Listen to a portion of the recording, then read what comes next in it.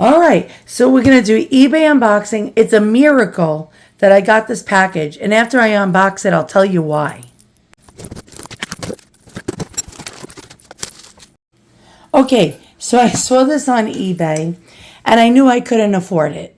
And I was like feeling really melancholy, and I was like, I know my birthday is coming up in like less than a week, and I know that my mom is passed on and I'm not getting any birthday presents, not even from my kid or my surviving dad or my husband. Nobody ever gives me birthday presents. The only person that ever did was my mother. And so just for shizzes and giggles, I hit the buy it now button and used my credit card that was maxed out that had not even $1 on it. And inside my head, a voice said, "Happy birthday." And with that, the transaction went through and it said, "Congratulations on your purchase." And I was like, what? And so, yeah, this is the original box. It's very, very old. So we're going to be very, extremely gentle with it. And wow, it's really heavy and much bigger than I thought. So this is a really old envelope that it came with the crucifix. And by the way, if you're going to come on my channel, I noticed a lot of people that I've been doing unboxings of religious articles have been coming on my channel and writing really nasty remarks, making fun of the Catholic faith. If you're one of those people, I'm going to ban you. And I'm going to tell you right now, it's not because I care about what other people think. Well, I really don't care what other people think, but I do care when you're making fun of somebody's faith or religion. I don't care if you're Muslim, if you're Jewish, if you're Hare Krishna, or you're Jehovah's Witnesses. I don't like it. I don't find it amusing when people come on my video and bash Catholics. So if you're going to write something negative about the Catholic religion, you're out of here. Right now, I'm going to be a bouncer at the bar. You're out of here. All right, so here we go. Wow. All right, so let's look what it says. It's in another language. And it says taxes 50 francs. And apparently this is from the Postal Service in Switzerland. We have a town in Switzerland. Let's look at this. Ruppelds Reed. And it's Bern, I believe, Switzerland. Not sure. It's describing the object, how much they paid for it, $131.90 francs. Well, I'm saying dollars. 131.90 francs. So it's in French and it's also in German. If you look, underneath the German is also French. We have a year and it's 1878. Oh my God. All right. So now we know the object and the box is from 1878. Let's look at the stamps.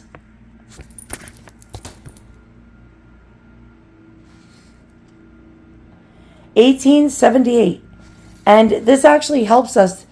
Okay, Buchsi, Schnott, something W. And I'm going to laminate this. Oh, here we go. 1878. Very interesting. We have another, wow, Bern, Switzerland. We have a crucifix right there. Now, during this time, the Catholic Church was being persecuted, not like the other YouTubers that come on my channel and persecute the Catholic religion. It was a real, even worse persecution going on back then. The Catholics were being persecuted because of the Protestants. The Protestants were rising up and actually outnumbering the Catholics. And we had, who was it at the time? It was that leader. What was his name? I'm having a brain fog. Oh, yes. It was Otto Bismarck. And Bismarck realized that there was more Protestants than there were Catholics. And they wanted the votes. So the Catholics went with the moderates. And the leftists were on the side of the Protestants and Otto von Bismarck, or whatever his name was. And so they wanted to oust the Catholics because of persecution. Well, not only persecution, but for votes. Yeah, they didn't need the Catholics anymore. The Catholics were voting for like middle of the road candidates, not the right, not the leftists, or the what we know as the liberals or the progressives. And so, yeah, they were really angry at the Catholics. They were actually imprisoning priests in the 1870s. They were shutting down churches left and right. It was terrible. It was a terrible thing going on. So this is a piece of history that has survived. And this is a relic crucifix, reliquary crucifix. And on the back, we have the Armor Christi, which is the Passion of the Christ and the instruments used in the crucifixion of Jesus. I don't know if you could see that. This is in really amazing condition. It is from 1878, and it was probably most likely made in a convent or a monastery. Sorry for my voice. I have laryngitis.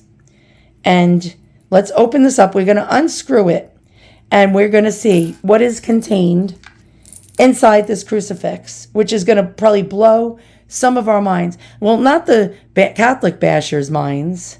They're going to be like, ugh, I had some guy come on my video, and say, when I was doing a video about relics, he said, I have an original photo of Jesus Christ, he said, with the coat of arms. Would you like to purchase it from me? And then I wrote back, stop being a funny guy. And I put funny guy in quotes. And I wrote, no. And he wrote back, all your stuff is bullshit. Yeah, I said it with the holy relics in front of me. He said, all your relics are bullshit. And the fact that people believe this stuff is laughable.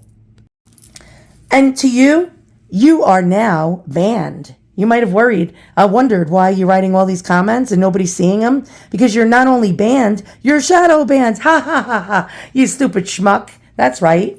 And yeah, I think his name was like Big Chip Mike or whatever. How's about that, Big Chip Mike? All right. I know it's not very Christian of me.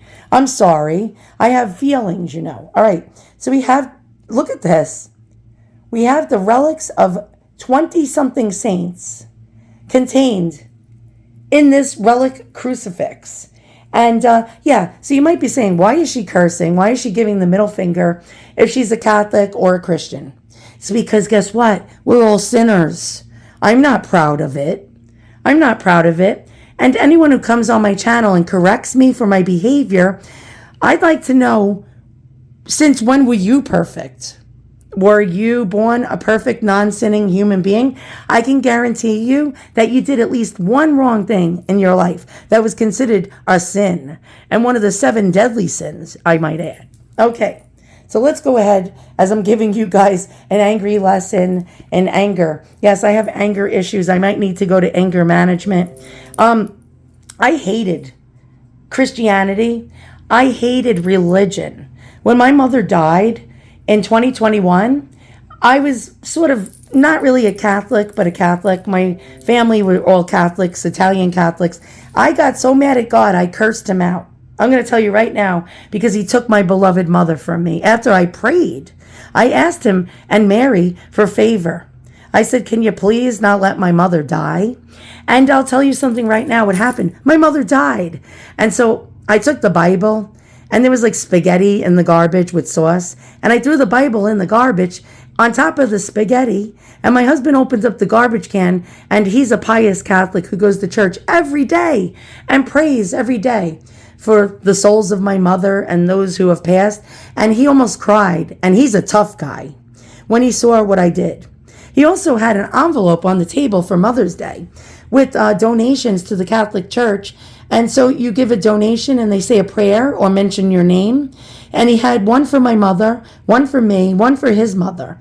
And I took mine and I threw it in the garbage with the money in it. And that landed on top of the spaghetti also. So as you can tell, yes, I was once angry. What softened my soul? These relics that I get. That's right. I started doing research on every single saint that I come across when I buy these antique relics or these relics of the saints. And then I started learning about their lives. And I realized, well, my God, they all suffered also. They all had terrible, terrible illnesses, sickness, pain. They all had losses, people they loved and that died with extreme grief. And then I realized, well, my God, we all suffer. And so why does God let people suffer? I can't answer the question. But for you people that are going to come on my video and bash me, and things that comfort me, yes, these things comfort me. They actually softened my heart. And I stopped throwing the Bible in the garbage. And I stopped throwing prayers that my husband put in an envelope with money in the garbage. I stopped throwing those out too. And so for all you people out there that say, and that person said, basically, laughing at me, I can't believe that you fall for a sky fairy, someone who's fake, who's not even real. Well, I feel really sorry for you. I was like you once too. That's right. I was so miserable. So miserable. Now, this is not a sermon. I'm going to tell you right now. I was so miserable that I was looking to hurt other people. That's right. So if I went on a YouTube video and someone wrote, God bless this person, or may God bless you, I got filled with rage so bad. Excuse the dogs. They're actually yelling right now. They're yelling at all you bastards that are coming on my video to attack me. And so basically, I would get really mad and I'd write the nastiest comments like Big Chip Mike, whatever number after his number, probably, I don't know, 666. Well, I'm going to tell you right now, I was looking to hurt people because I was hurt and I was miserable with depression, anxiety, grief, PTSD. So I saw when somebody else was at peace and they found God in their life that it was time to shit on them. And that's right. So I did, and I shat upon a lot of people on YouTube with my nasty comments. And so, Big Chip Mike, I'll pray for you because it sounds like you're really a miserable human being who actually is very sad. You probably live in your mother's basement also and vote Kamala, but that's another thing. All right, so let's take a look at this. We have Saint Mag something. Saint, is that, I don't know. Harina? Tharina? We have Saint something. It looks like B9. Don't know who that is. Saint Urbani. We have Saint Victoria. AE in Latin means that it's a female. And we got, I think an M after that, or a V. V standing for virgin, or M standing for martyr. We have Bartholomew. We have Agnus Dei, which is the wax seal of the Lamb of God. On the left, we have Fabian, Saint Sebastian, Saint Stephen, and Saint, I can't read that. Does anyone know? Holbonus? I don't know. But then you flip it over. This is why this is the most amazing relic crucifix I've ever seen. I've only seen like 3 others like this before. And this one is a true antique. Most of the ones you will see are from the 1950s, and people call them antiques, and they're ebonized wood ones. You've seen them in my videos if you watch my channel. And I will tell you that those ones were made in the 50s and not antiques. And everyone always says antique relic crucifix. But this one is truly amazing. We have Saint Candide A. We have Saint Clementis, Saint Bone, I think that's a female because it has a V for virgin, Saint Ursula, Saint Laurenti, martyr, Saint Elizabeth, maybe of Hungary, I don't know, Saint Ulrich, when you see the J in Latin, that's actually sometimes meant to be an I. It could be Saint Ignatius. Then we have Saint Anthony, my favorite. My mom always used to say, pray to St. Anthony for your mother. He listens to you. I don't know why she said that. St. John. We have a random martyr. And St. Boniface. My grandmother used to go to St. Boniface Church in Queens, New York to play bingo. And yes, so this is really, truly an amazing relic crucifix. I'm going to show you others. And there's very few of these left. We have the documents, which document this to 1878. The original box. This is truly a miracle that my credit card went through with $0 on it. And a voice in my head said, happy birthday. It sounded like my mother. But I'm going to tell you right now, maybe I'm schizophrenic. I hope those voices I hear in my head are not delusions or schizophrenic, or what do they call it? Schizoaffective thoughts? I don't know. Okay, so I've done some investigation with my loop, and I do see bones. I do see bones under the papers. These are second class relics. There's cloth under each one. And these are bones. So we got first and second class relics. This is absolutely amazing. Let's count. Let's count how many saints we have. We have 1, 2, 3, 4, 5, 6, 7, 8, 9, 10, 11, 12 on one side. And we have, hold on, 13, 14, 15, 16, 17, 18, 19, 20, 21, 22, 23, 24 holy relics. This is so valuable. Okay, I'm going to tell you, this is worth thousands of dollars. And because I noticed that the relics of the saints sell in the $500 to $2,000 price range for each one. Now we have 24. And by the way, did you know that I thought this was fabric. I tested it. This is actually real gold. I don't know if you can see this. This is metal. And it is actually real gold, boys and girls. It tested 18 karat gold. So we got something here pretty special. Now this was probably worn by a high-ranking church official, perhaps maybe a priest. Now we get a date. We know it's 1878. And this is probably one of my greatest finds in the past recent year, besides the True Cross of Jesus, which got me a lot of flank from people. People coming on my channel telling me that I'm an idiot because I paid $250 for the True Cross of Jesus. My answer is, which I won't be doing. If I wanted to sell the True Cross of Jesus that I have in my collection and I paid $250 for it, I could get at least a minimum of $2,000 to $2,500 for it. So who's the real idiot? But I won't be selling these relics. So what I think we have here is customs forms. And we all dread customs forms if we buy things from other countries because you got to pay a tax on how much you paid for an item. And this was a sizable amount of money, I believe, in 1878. I don't know how much francs are, but I don't know if it's Swiss francs, German francs, or French francs. I have no clue, but let's take a look at the writing. And it gives you like an address of where it's going to. And apparently this may have been smuggled out of a very hostile German place, because they were actually banning Catholics all over the place in the 1870s. We're going to do some actual historical documentation of what's going on here in the 1870s in a moment. And we're also going to find a few other crosses or relic crucifixes that I have found on the internet. Very, very few with this particular design from 1878. All the other ones were generally the ones I could find from the 1950s. And that's why this one is that much more really precious, because we got something that's really old, boys and girls.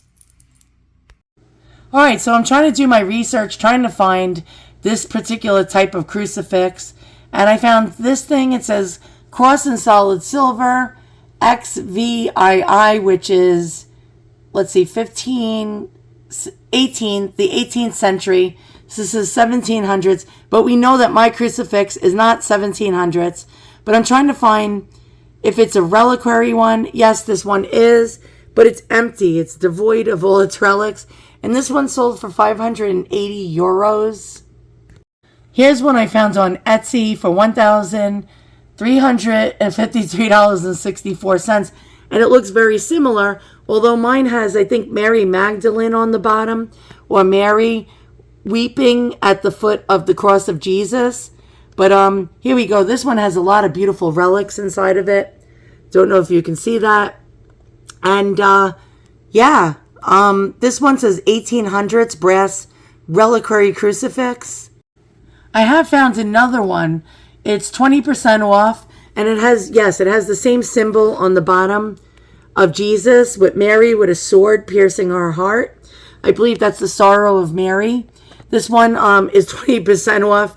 It was $1,846.68. Now it's $1,477.34. And on the inside, we have some relics, but it's only on one side. And these are pretty toasty, really toasty. Missing some of the relics. I see a missing one right there. And yeah, these things are not cheap. It has the same symbols on the back. It's the Arma or Alma Christi, which is the Passion of the Christ. Okay, so I'm actually unpeeling the onion little by little, trying to do research on where this came from and what it's all about. And apparently from 1871 to 1878, now the crucifix is from 1878, there was some kind of cultural struggle called the Kulturkampf. And at that time, Switzerland spoke, where the crucifix was going to, Switzerland, spoke German, French, and Italian. And apparently, I think the crucifix originally came from Germany and was moving its way to Switzerland from those import papers that we saw, or the tariff papers. And apparently, the Chancellor Otto von Bismarck was battling the Catholic Church in Germany, led by Pope Pius IX. And there was some anti-Catholic rhetoric going on. The Protestants were fighting the Catholics, and the Protestants actually had the numbers. They had the numbers behind them. The church did not like liberalism, and Otto von Bismarck was romancing the liberals to vote for him. It was some kind of power struggle with some kind of political undertones. The Kingdom of Prussia was having an issue, wanted to get rid of the Catholics. It was called something, I forgot what they called it, the Reformation or something, the Protestant Reformation. There was something going on, and the Catholic Church was fighting the Enlightenment, scientific realism, positivism, materialism, nationalism, secularism, and liberalism. And there was some kind of a shiz going on back then. So there was something going on where there were politics of anti-clericalism and anti-Catholicism. And they were burning down churches. They were actually burning all the relics and throwing priests, Catholic priests, in prison. Okay, so the church angered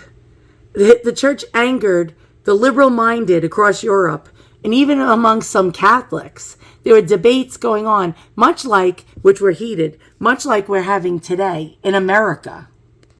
There was even anti-Catholic caricatures going on back then, and really interesting, this is German, and it's an anti-Catholic caricature. In the Munich, can't pronounce that, in 1848, a warning not to rejoice yet. The Catholic cleric is the fox and blind passenger on the wagon of progress, in order to later reverse the course of history. Very, very interesting. Okay, Bismarck. Otto von Bismarck in 1875. Unification had been achieved through many obstacles with strong opponents. These were the European powers of France and Austria, both Catholic nations, and the Catholic Church itself, the three of which Bismarck perceived as a coalition of Catholic revenge. For Bismarck, the empire was very fragile, and its consolidation was an important issue. Apparently, Bismarck's belief in the existence of a widespread Catholic conspiracy that posed a threat to both his German and European policies. Now the Protestants are starting to rise up. Thus, in the 1870s, there was a big issue going on because the Catholics followed the Center Party, which was not left or not right. And it was known as the Catholic Center Party. So Bismarck was being followed by the leftists or the liberals. And the Protestants were the leftists and the liberals. Very interesting. All right, so The liberals regarded the Catholic Church as a powerful force of reaction and anti-modernity.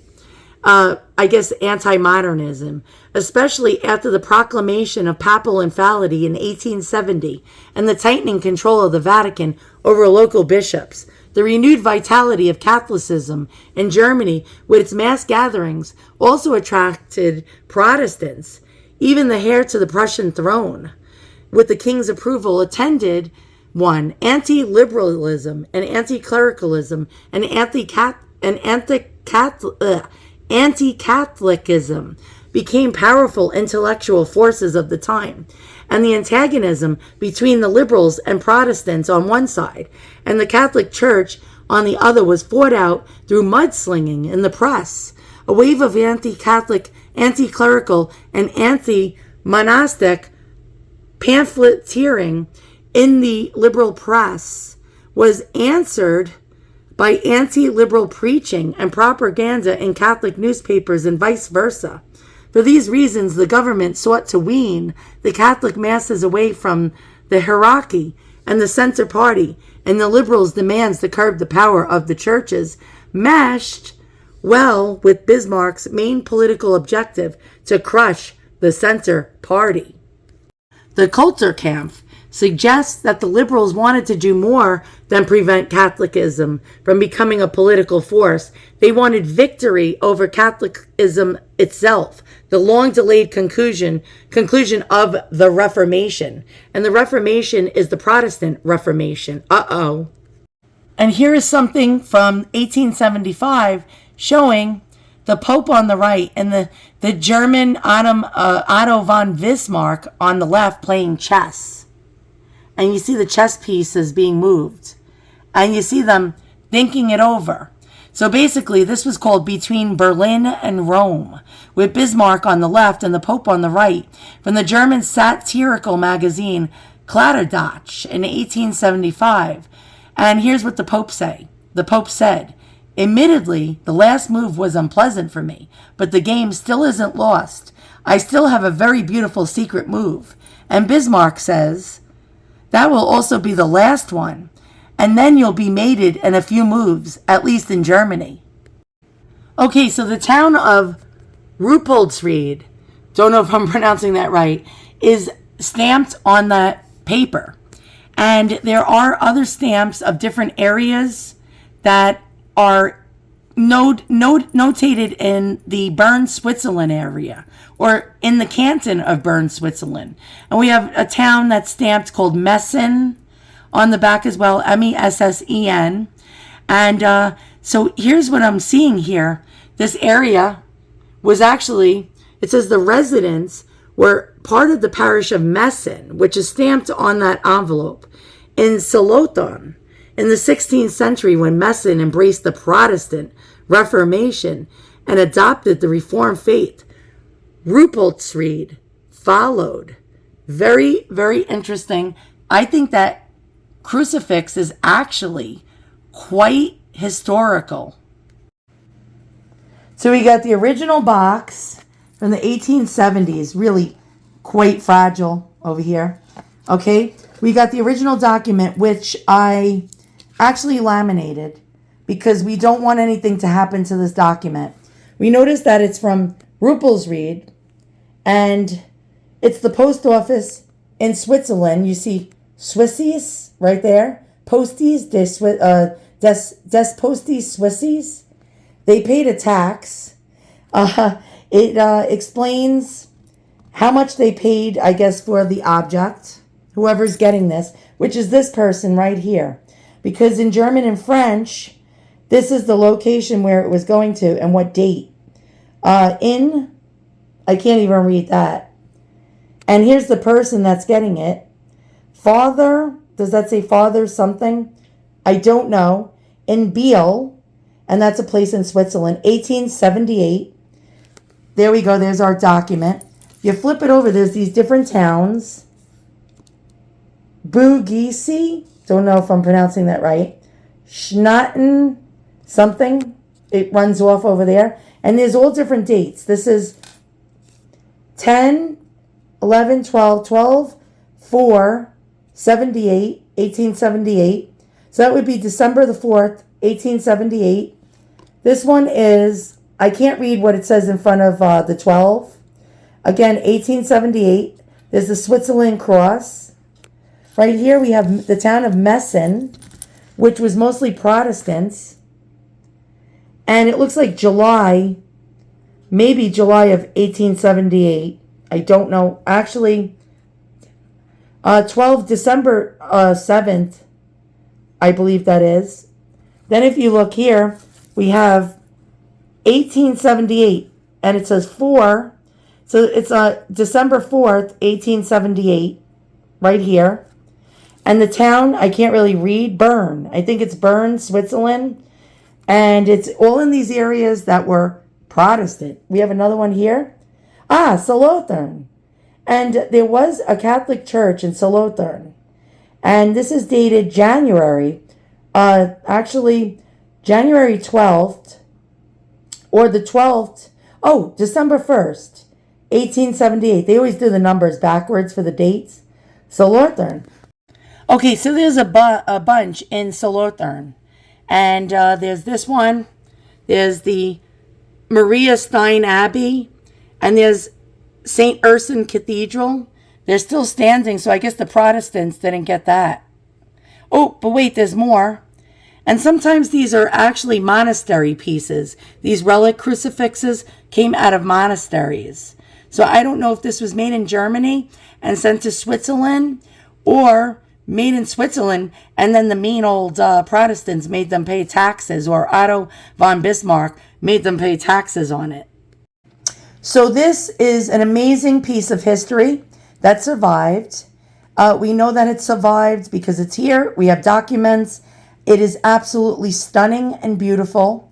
I was really, really, really lucky to have this in my collection. I'm showing you pictures of it opened up with the beautiful relics inside of it, both first and second class relics, 24 of them. And now if you're going to come on my channel and start doing a Protestant versus Catholic war, I'm going to have to ban you. I'm sorry. I'm in the mood not for debate. I'm in the mood for peace. I'm a pacifist. I do not like to argue about religion. I actually am not a devout Catholic. I'm not devout in anything. I just am trying. I'm trying to find God in my life. My husband said the reason why so many people are unhappy in this world is because they don't have God in their life. And maybe if we all had God in our life, we would behave better and wouldn't give middle fingers like I do and curse like a truck driver or a sailor and be depressed and have anxiety all the time. So once again, thank you for watching. We peeled the onion. We found out a little information about this amazing piece. And hopefully, maybe more information will come my way soon. But it's a wonderful artifact of the time when the Catholics were being prosecuted persecuted by the Protestants and Otto von Bismarck and the Prussian Empire. Really quite interesting. This is a survivor of the Reformation of the Protestants trying to rid the world of the Catholics. Thanks for watching. See you guys all soon on the next one.